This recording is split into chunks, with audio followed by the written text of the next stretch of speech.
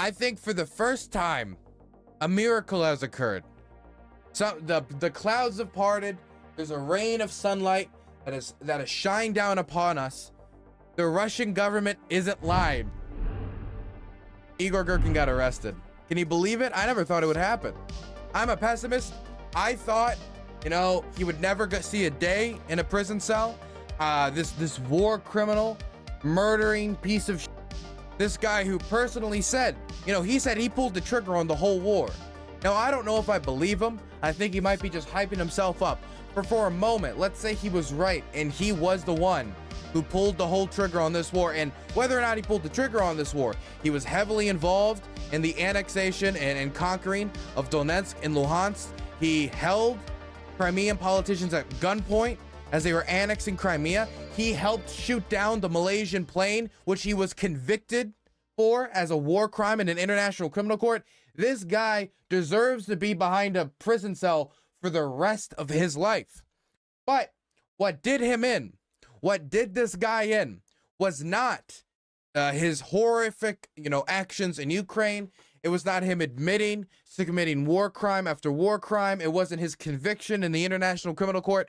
What did Igor Girkin in was the fact that in his fervor, in his bloodthirsty requests for conquest and attacks on Ukraine, he criticized the Russian government. As in, the Russian government isn't murdering people enough. The Russian government isn't conquering enough territory. The Russian government isn't aggressive enough. That was the critique that has led to this. After the Wagner coup, Putin is very much, as we could say, nervous, very much shaken in his boots, not knowing where the next traitor lies, whether it's around the corner, whether it's going to come from within his system or from without his system. No matter what, he's scared of more coups in the future. And so Igor Girkin, being a critic of the MOD, being a critic of how the war has been waged, whether or not his criticisms were correct. By the way, while I don't agree with why he was criticizing them, because he wanted to be more bloodthirsty, many of the critiques he said was right about how they're mismanaging the war, about how the situation is bleak. A lot of the things he's saying is right. And that is the problem. The problem is that he vaguely told the truth, even if it was in pursuance of a different goal. Because Igor Girkin's philosophy has always been that if we don't acknowledge the problems of the Russian conquests in Ukraine, then the Russian government will fail. They'll not be able to conquer the country. They'll lose the war, and this could be the end of Russia itself. And so in his mind, and he's a true believer, a lot of people in Russia aren't. A lot of people in Russia are a believer insofar as it will help them personally or allow them to move up the ladder. He's a true believer in the truest sense of the word. He's a die-hard Russian imperialist. He wants to bring about Novorossiya. He wants to rebuild the quote-unquote Russian world, the Russian imperialist dream. He believes that Russia should have the right to conquer Ukraine. So he's a die-hard believer. And so if he's a diehard believer, and if you're a diehard believer of the Russian conquest in Ukraine, of the Russian invasion, of everything that they're doing, if you believe in it, and you see how the war is being mismanaged, the problems with the logistics, the problems with the communication, the problems with corruptions, the problem with all so many different aspects about how this war has been waged and organized, then it's not surprising that he believes that those issues have to be highlighted if the Russian government's ever going to fix them. And that's what he did with his quote-unquote club of angry patriots. But now it has come back to bite him now that Putin is becoming a shut-in, scared of his own people, scared of his own administration, scared of his own military, his own FSB, his own government, waiting to see where the next traitor will come from, as everybody around him, whether they like him or not, is building contingency plans for when he does go under. And so Putin's striking. He's looking for anywhere there's dissent, and he's hitting hard, especially since he looks pretty weak with Yevgeny Prigozhin in Belarus, still with his Wagner boys. They're training Belarusian soldiers. He gets to keep his fortune, gets to keep his mercenary work in Africa. So he looks weak, and he needs to show that he's a strong man. And we know that they've already fired like 15 members of military staff. They've arrested or detained 13 to 14 others. They've arrested and detained Sergei Surovikin, the person who was the butcher of Syria and organized the bombing campaign of hospitals in Syria on behalf of the Russian governments to defend the brutal dictator Bashar al-Assad. somebody who has been awarded the Hero of Russia, one of the highest awards you can get in Russia, twice, and somebody who was involved in organizing a withdrawal from Kherson. He got arrested. And so if this purge can reach those higher echelons of society, then this dumb schmuck, this what is essentially now a blogger, even if back in 2014 he was involved in kicking off this whole affair, shooting down civilian airliners and engaging conquest on behalf of the Russian Empire. He's now inconvenient for his former masters. And so he's been arrested. He's part of the purge. Let's read a little bit about it. But before we read a little bit about Igor Girkin getting arrested, I do want to talk about the headlines, because I'm not happy. I'm not happy with how the mainstream press has called this. I really don't like how they've called the balls and strikes on this. And it's not that, what's wrong? Are they praising Girkin? No, they're not praising Girkin. It's just a lot of the headlines are not describing Girkin very well. Here's an example of this. Russia detains Igor Girkin, a critic of Putin's war effort in Ukraine. What to know?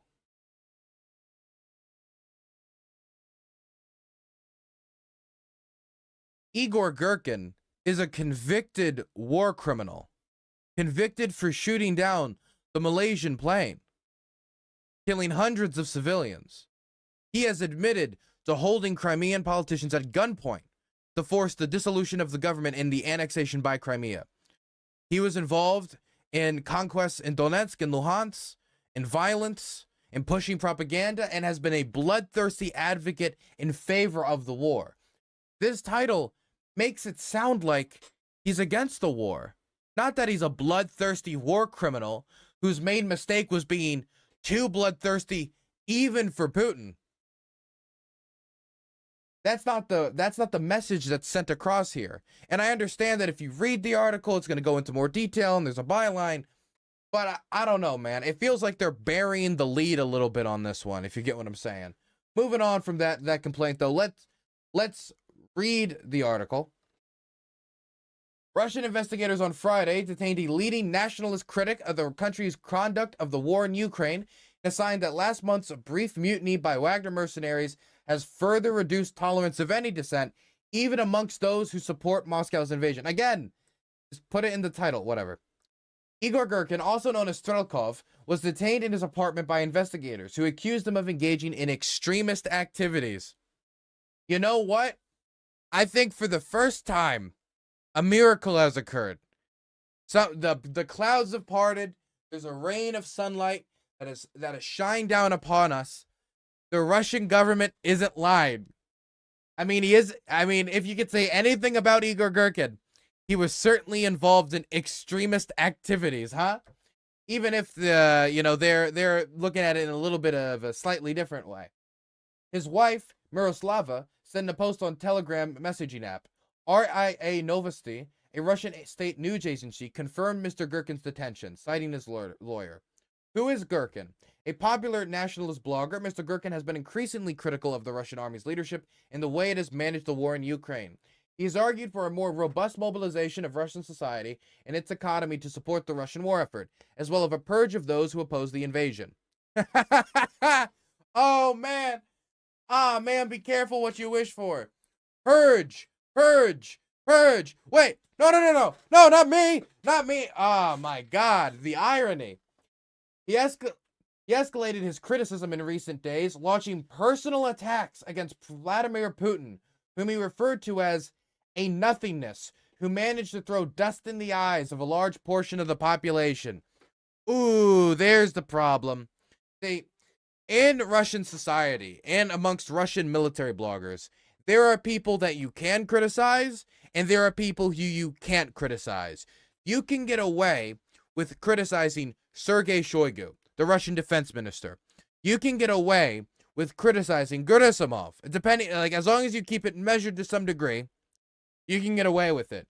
Yevgeny Prigozhin got away with it before the coup. Girkin, up to this point, had got away with it. A bunch of other critics had got away with it. If you look on Russian military Telegram, they were constantly lambasting those guys. So, to a certain extent, you could get away with it. What was always off the table, off limits, was criticizing Vladimir Putin himself. You do not criticize Vladimir Putin. Big Vladdy Daddy is off limits, okay? Or he gets very mad, and then you're going to end up being on TV with a glass screen in front of you, hands behind your back, arrested, and going through a Russian show trial. And now, that's what he's found himself in. And anytime I would hear Yevgeny Prigozhin even slightly suggest Putin could be at fault, vaguely, not even directly mentioning him. I remember once, like, Yevgeny Prigozhin said, does Grandpa even know about this, or something along those lines? Grandpa referring to Vladimir Putin, who's now 70 years old and been president of the country for well over 20 years. Most slightly over 20 years, not well over 20 years. So, I think that this is an example of Igor Girkin being a true believer of the invasion, being a true believer that the identity of Ukraine needs to be erased, needs to be destroyed, and they need to accept their identity of little Russians. Him being 100% into it, 100% on board. If you're really into it and you see how the Russians have managed the war, you're obviously going to be angry. He funneled that anger into his podcast, which, by the way, I don't know if you guys had been listening to, the Angry Patriots Club, his organization, or his podcast. Igor Girkin's podcast is a trip. It is a trip.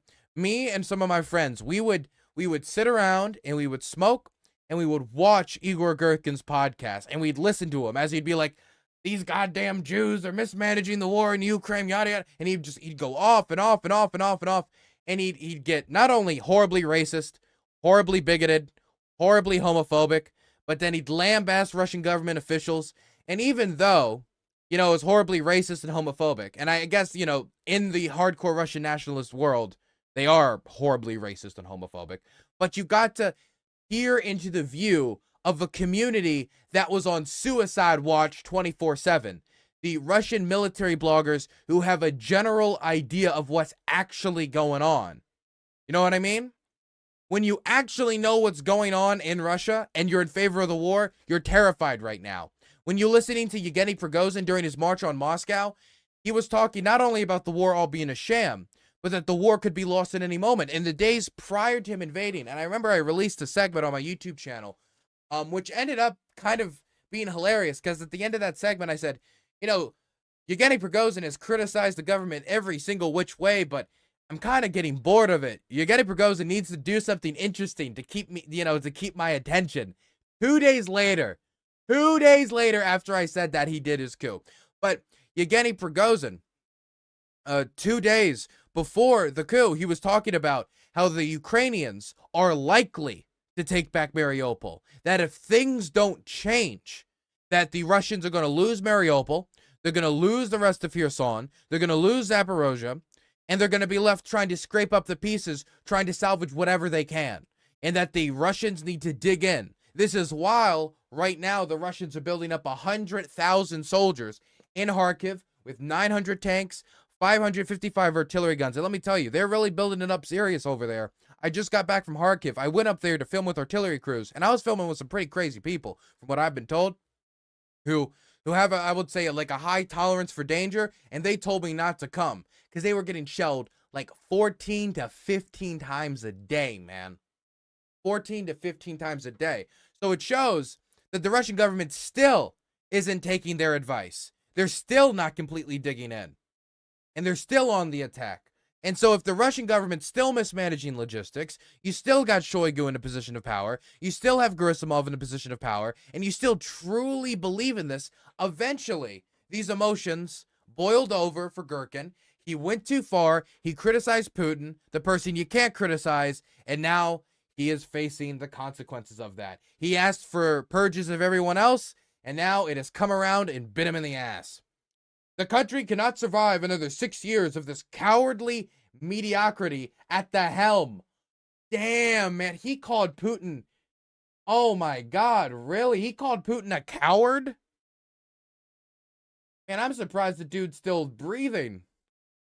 My goodness. Mr. Girkin wrote in a Telegram post on Tuesday referring to the next presidential election in Russia. See, Girkin was gearing up to challenge the Russian government with his own party, the Angry Patriots Club.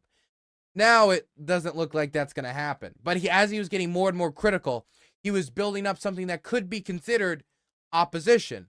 Now, for a very long time, most Ukrainians and most critics of the Russian government has considered Girkin possibly like closer to the idea of like controlled opposition. And so this is making me rethink that assessment, because I never made a claim which way or the other, if Girkin is controlled opposition or not. I just don't know enough about it, or I don't have enough contacts to be told that. But I definitely thought it was a possibility. Now, I don't know. It could be that he was controlled opposition that got out of control.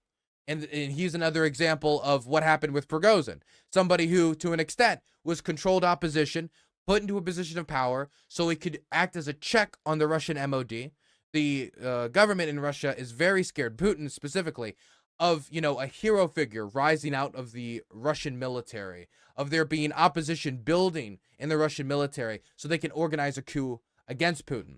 And so by having a powerful private military company like Wagner criticizing its leadership, criticizing the Russian MOD, dragging them through the mud with their own influence and their own power, they're going to be too busy fighting each other, as Shoigu, Gerasimov, and Prigozhin did, as Prigozhin accused them of cutting out their ammunition shipments. They were going to be fighting each other, too busy to challenge Putin. That got out of control, and then what was the result of that was the Wagner mutiny that ended up killing 20 Russian airmen, downing 9 Russian aircraft, including a command aircraft. Nobody really being arrested except for the purge afterward. Nobody that was actually directly responsible got arrested. But now we're seeing that this is possibly another example of a situation like that getting out of control, or Putin maybe being a little antsy in the fallout of the Wagner coup, that he's not going to be as, I would say, Wagner mutiny. I prefer the term mutiny because I think that's more accurate. I think now he's a little too nervous to be able to put up with criticism directly of him. A Russian army veteran and former intelligence officer, Mr. Girkin helped Russia illegally annex Crimea in 2014 and then led pro-Russian separatist militias in eastern Ukraine. Again, he said on TV that he held these Crimean politicians at gunpoint and made them dissolve the Crimean parliament.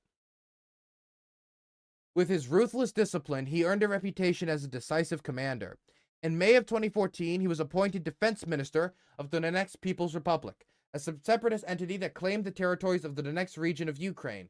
He was dismissed a few months later after Malaysia Air Flight 17 was shot down over eastern Ukraine, killing all 298 people on board. That's why he's a convicted war criminal. Again, I think they should have led with this in the title, but yeah, that's one of the most horrific things that he's been involved in. Last November, a court in the Netherlands found Mr. Girkin and 2 others guilty of murder for their roles in downing the plane. Mr. Girkin has denied any responsibility. He did it. Since 2014, Girkin has been gradually sidelined, his messianic views widely seen as too extreme. He regained prominence with the full-scale Russian invasion of Ukraine last year, becoming one of the most popular commentators on the war. You know something that's really doomer when you think about it? What is all the opposition in Russia right now? When you think about the opposition in Russia, do you think about anti-war figures on the street protesting? Do you think about, liberal figures like Alexei Navalny out on the streets, or, he's arrested, so he can't be on the streets, but do you think of them being organized and getting ready to like oppose the Russian government? Not really. At least it doesn't feel like it. When I think of opposition, it's always Yevgeny Prigozhin. It's always people like Girkin. It's people who are worse than Vladimir Putin, which is something that really makes you doomer, because let's say this war ends and Putin goes. I would like to think that the Russian people would have a moment of reflection and they'd move in a better direction, a more democratic direction, a direction that maybe values civil liberties and stuff like that a lot more, doesn't want to assassinate its political opposition.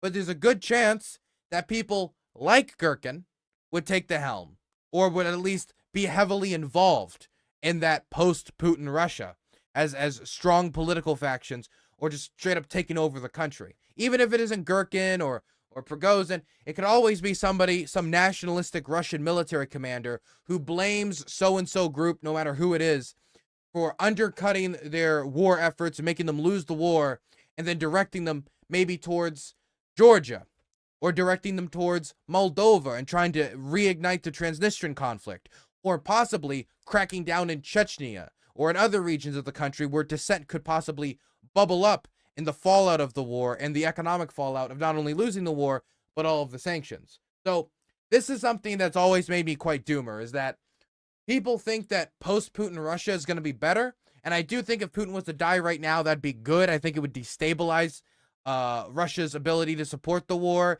There'd be questions of like, okay, should we approach this war differently? Maybe we should pull out. There is a chance that it could legitimately just get worse. Since 2014, Girkin has been gradually sidelined, seen as too extreme. He regained prominence with the full-scale Russian invasion of Ukraine last year, becoming one of the most popular commentators on the war. Again, I watched his podcast where he lambasted against gays, trans people, Jews. If there is a minority group in the world, he has lambasted them, while then asking for them to kill more Ukrainians. Echoing Yevgeny Prigozhin, the leader of the Wagner Group's mercenaries, Girkin has been increasingly critical of the Russian military leadership. He ridiculed Defense Minister Shoigu as a plywood marshal, but he was also critical of Mr. Prigozhin's attempt to challenge the foundation of Mr. Putin's power by launching a mutiny at the end of June. He was very critical of Prigozhin's coup. He saw it as a backstab, and he became so doomer. That was probably the closest he was to actually being on suicide watch. Was post Prigozhin coup. He was like, he basically was saying the end is near. The end is near. Our country is doomed. Why it matters. This month, the Russian authorities searched a patriotic cultural center in St. Petersburg where Mr. Girkin said he had been scheduled to give a speech. It was a rare move against hardline supporters of the war in Ukraine that signaled a growing Russian effort to clamp down on influential ultranationalists after the Wagner mutiny. The aborted uprising has increased the powers of the Russian Defense Ministry, which has been itching to arrest Mr. Girkin for a long time. A non-resident scholar said from the Carnegie Endowment for International Peace. This is one of the consequences of Prigozhin's mutiny, she said.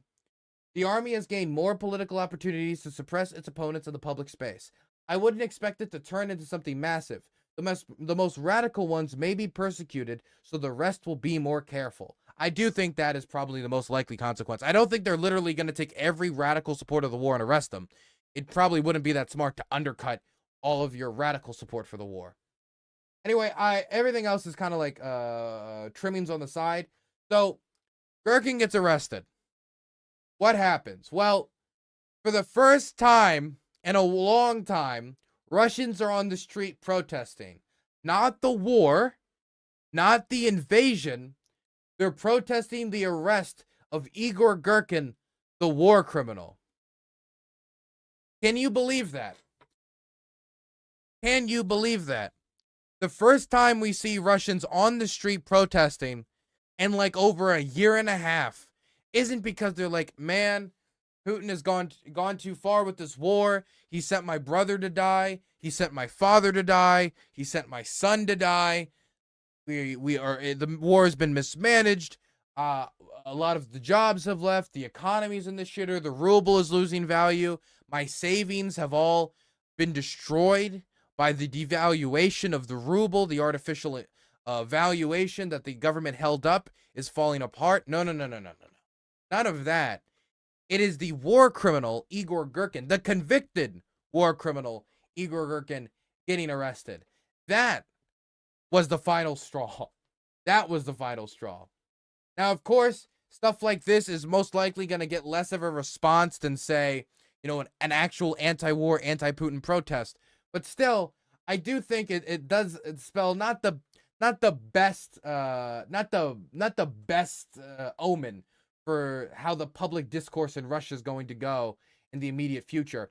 But he wasn't the only person who was arrested. See, Putin is engaged in a kind of cold coup. There was a Cold War. It's not a cold coup, a cold purge, where he's purging some people. He's like arresting 15, firing another 15.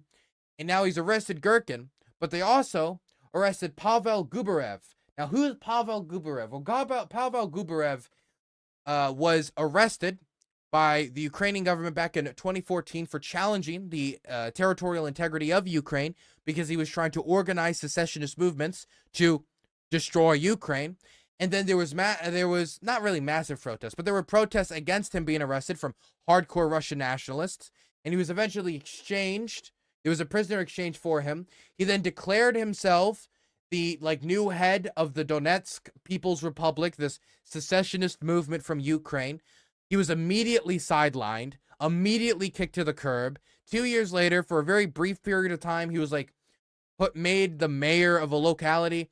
But the main point with Pavel is that he's hardcore Russian nationalist, extreme in the truest sense of the word. And it doesn't seem to just be Girkin. It seems to be people of a certain stripe whose extreme beliefs about Ukraine isn't the problem. It's the fact that their extreme beliefs about Ukraine has made them frustrated about the fact that not enough Ukrainians are dying. So they're turning on the Russian government and saying, kill more Ukrainians. You're sucking at killing all these Ukrainians. Let me give you an example of just how extreme this guy is. He said, this was closer to the start of the war. I think this was in October of last year. He said, we aren't coming to kill you, but to convince you. This is to Ukrainians. This is a message for Ukrainians. But if you don't want to be convinced, we'll kill you. We'll kill as many of you as we have to. 1 million, 5 million, or we'll exterminate all of you. Very sensible person in Donetsk politics. Very sensible person. All those Russian nationalists wanted to be unarrested. It's very important for us. Second. Having some...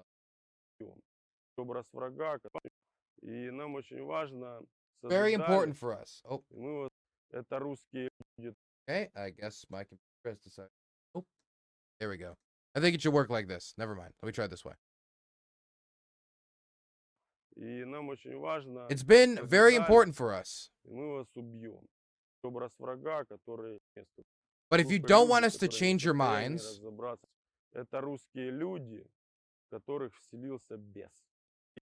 why is it not? Why is this not working? Let me refresh. Thank you, Elon. It's very important for us to create an image of the enemy that will be reality-based. Yeah, reality-based, yeah. These are Russian people possessed by the devil. So the Ukrainian identity is satanic. It is the devil. We are coming to convince them, not to kill them. But if you don't want us to change your minds,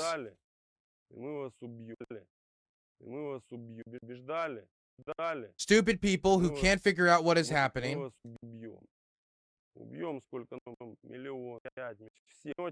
why is it, what is up with Twitter recently, man? Man, can we get back woke Twitter, man? Woke Twitter's video player was better.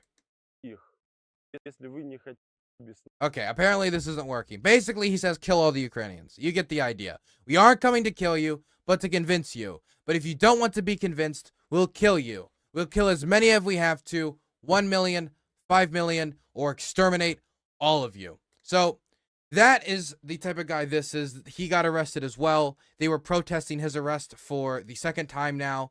He was arrested and put in Ukrainian custody back in the day. Now he's being arrested for this. I don't know what else to say about this. I think it's funny that Igor Girkin has been purged after asking everybody else to be purged. This shows the lack of, not only the lack of justice in the Russian system, the lack of checks and balances to make sure they only arrest somebody when they actually commit a crime, but it was him asking for that lawlessness to be turned on others that led to it eventually being turned against him. And so there's an irony about it. He deserves to be in a prison cell, but let's be clear. He's not in a prison cell because he advocated for war crimes. He's not in a prison cell because he committed war crimes. He's not in a prison cell because of his disgusting rhetoric. He's in a prison cell because he got so angry that they weren't war criming enough people that he turned against Putin. So that, while I am happy that he's been arrested, I still wish it was for better reasons. What's the effects of this? Well, I think this shows that the hot purges that are the cold purges, that's what I've been called, that I've been trying to refer to them as, the cold purges are escalating. They're getting more intense. But also, Putin is making it very clear, definitely in the fallout of the Wagner coup, that any criticism of him will never be tolerated. Never be tolerated, because he doesn't want it to get out of control. Because before, in the lead up to the Wagner coup, if you turned into Prigozhin's show, he was criticizing everyone. He was lambasting everyone, and it was escalating. And eventually, he pulled the trigger on the mutiny. And so Putin doesn't want that situation to get out of control again. And he's trying to be more on top of it. But again, I said this a few weeks ago, and I mean this. The Russians are going to be eating each other. And they are eating each other. And this is just another example of it. They're eating each other more and more and more. This is going to piss off a lot of the pro-war military bloggers who are going to look at Girkin and say, this is somebody who was speaking truth to power. This is somebody who was advocating for a powerful Russia against the Ukrainians. And he was cracked down upon because he called out the corrupt bureaucrats who are mismanaging the war and are going to make us lose the war. This is going to cause the Russians to eat each other more, to argue more. This is going to intensify the disunity that is already felt not only within the Russian military blogger community and in the supporters of the war, but it might even extend to the front line. And what I mean by that is maybe it won't have a massive impact directly on the front line, like his arrest. Like, obviously, it's not like he gets arrested, the front line collapses. But we have heard, and I said this earlier today on Good Morning Kiev, we have heard from Russian volunteers who are supporting the Russian invasion with donations and deliveries. Man, these soldiers are not very friendly with each other. They all hate each other. The VDV hates Wagner. Wagner hates Shoigu's private military company. Shoigu's private military company hates PMC Convoy, which is a private military company of the head of the Crimean occupation. That private military company hates the Russian MOD. Well, actually, everybody fucking hates the Russian MOD. So they all hate each other. And this has caused not only a lack of unity in the Russian armed forces, but also a lack of communication. And a lack of communication means when you're on the front line and you're getting bombed and you try to communicate with the people on your flank, if the people on your flank hate you and they think like, you guys made us lose X and X battle. Fuck you, I don't care. Or, well, you know, we had to win this battle without your support. Screw you, we don't care. Or they're just not communicating. That's going to lead to a breakdown on the front of communication, which then extends into making it harder for them to defend their positions. If there's a breakthrough, it's going to be harder for them to organize a response. If one side of the front is attacked, it's going to be harder for them to call up people on their flanks to support them that are part of other military organizations. This might be part of the reason why the Russian MOD is trying so hard to centralize their control with these new Russian MOD contracts. But end of the day, the more infighting in Russia, the better, and the more people like Igor Girkin and other war criminals get justice, even if it's in a roundabout way and getting put behind bars, the better. Not to mention, if it pisses off the Russian military bloggers, I'm gonna love drinking up those salty tears. And since, you know, we're talking about Girkin, the Russian Media Monitor released 4 hours ago, Girkin talking recently to his Club of Angry Patriots, saying that his organization, before he got arrested, has global aspirations. Let's check it out.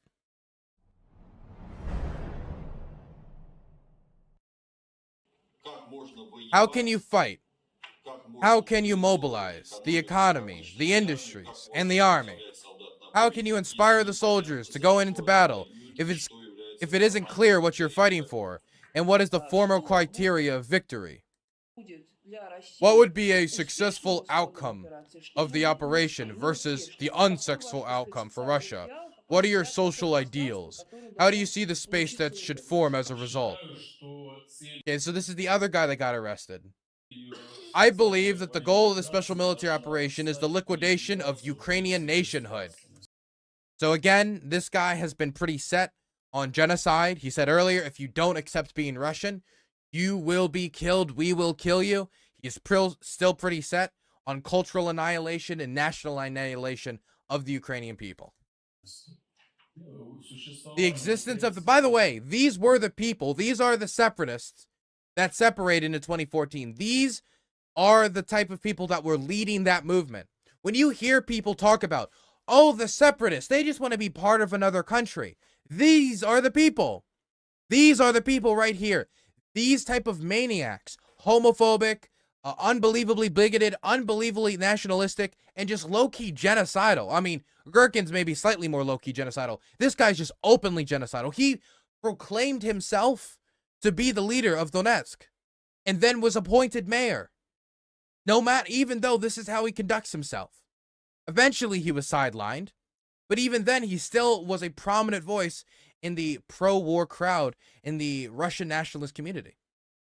I mean, it was his arrest that slightly sparked a lot of the violence in Donetsk. The existence of the Ukrainian nation in any form must be annihilated, because Ukraine will always be adversarial towards Russia and the Russian people. I believe that the public controversy, by the way, the reason why Ukraine is adversarial towards Russia is because Russia is invading Ukraine. It's not that complicated. I believe that the public controversy between Prigozhin and the defense ministry that is remaining quiet is a result of divisions within the ruling clan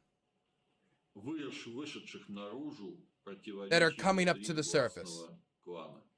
Prigozhin's behavior largely serves as a reflection as to the depth of the crisis of the current government and the system that is heading it. Participation in the events of 2014 forced me to understand the main thing. What matters most is not the intentions, but the capabilities. What are your political views? My political views are everywhere. What it means is that Russia will be everywhere. This is solely the way of ending global wars that are being started every century by the fascist powers that are attacking our country. If humanity wants to end this insane cycle, we should bring order to the entire globe and not only to the territory of Ukraine. Wow. Very nice. These seem like honest people who started a very kind and loving separatist movement that cares about the local Ukrainians. Absolutely demented. Happy that he was arrested. Hope he stays in prison for a long time and they don't let him out.